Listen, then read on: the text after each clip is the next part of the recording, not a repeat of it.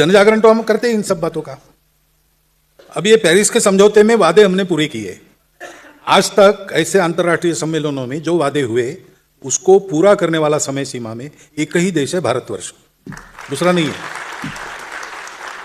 तो भी ये भी वादे हम पूरे कर लेंगे।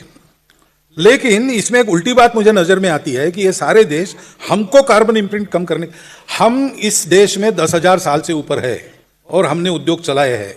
पूरे दुनिया में हमारे वस्त्र फेमस थे, सारी बातें। अब बीच में आक्रमणों में हम रुक गए, नहीं तो टेक्नोलॉजी हमारी थी सर्वत्र। हमने कभी पर्यावरण की समस्या उत्पन्न नहीं की।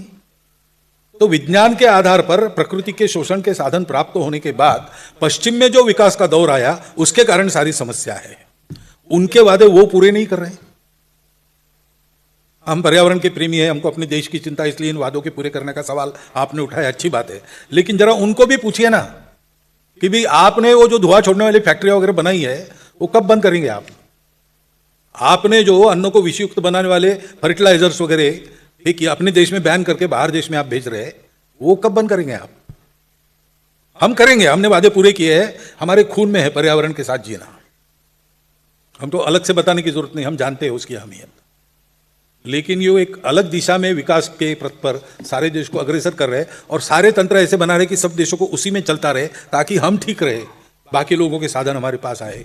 यही तो दिख रहा है ना, इसको भी बदलना पड़ेगा। थोड़ा उस पर भी सवाल उठाइए।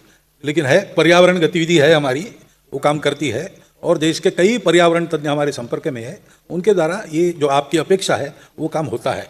लेकिन कृपया आरएसएस ठेका लेने वाला संगठन है ऐसा मत समझिए। बहुत से काम समाज को अपने करने हैं, तब होंगे, अकेले संघ के करने से भी नहीं होंगे।